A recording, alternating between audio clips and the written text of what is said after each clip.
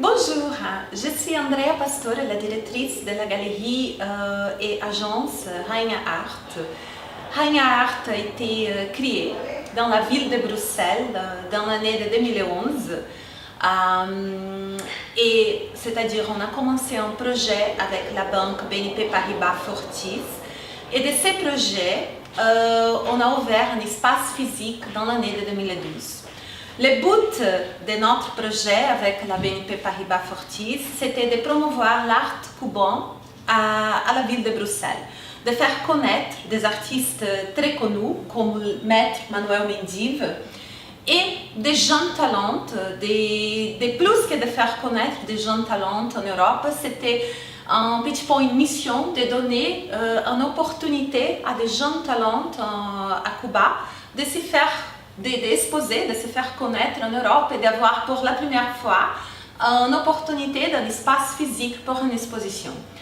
Le projet est très bien passé. Depuis là, on a créé notre espace physique et on a commencé à voyager dans l'Amérique latine, dans des régions. Je suis d'origine brésilienne, donc je commençais à voyager dans des régions dans mon pays un peu particulières, dans le nord et le nord-est du Brésil, c'est-à-dire des régions qui sont un petit peu, que les artistes de cette région y mettent un petit peu plus de temps pour se faire connaître dans les circuits de São Paulo et de Rio de Janeiro.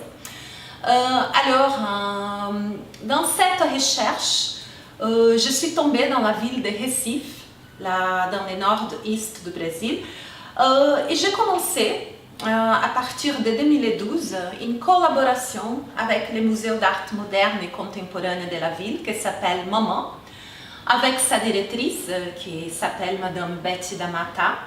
On a commencé à promouvoir beaucoup des artistes très connus de la région, des jeunes talents toujours, et d'amener cette exposition de la production pernambucana dans beaucoup d'ambassades du Brésil en Europe.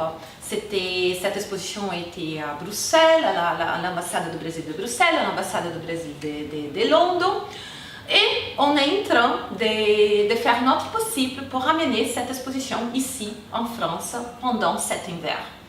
On est dans le sud de la France, en train de promouvoir l'art de Cuba, dans la European Art Fair qui commence le 20 juillet jusqu'à le 24 juillet. Et on a choisi cette fois d'amener un artiste assez connu de Cuba. C'est le maître Manuel Mendive. Là, je vais vous appeler un expert cubain, la directrice de la galerie Havana de Cuba, Madame Clarissa Crivo, qui va vous parler, va faire une intervention pour parler de cette œuvre en espagnol et vous expliquer un petit peu de quoi s'adresse cet monde enchanté de Manuel Mendive. Para mí siempre es de mucha emoción hablar de este maestro que ha llevado la expresión de la relación del arte africano, de la religión yoruba en Cuba y de todo ese proceso sincrético que se ha dado a lo largo de toda nuestra historia. Su obra es una expresión de esa relación del hombre en ese universo. Él ha creado una iconografía muy personal donde se interrelacionan todos los personajes de un mundo imaginario mágico que expresa a través de diferentes escenas momentos de la vida cotidiana, pero en la que el hombre habita y tiene una interrelación total con los animales, las palomas, los perros en otras ocasiones. Es decir, para Manuel Mendive es importante legar a la humanidad ese proceso de la equidad en que debemos vivir, de ese proceso en que la espiritualidad es parte muy importante y necesaria en los nuevos tiempos que vivimos.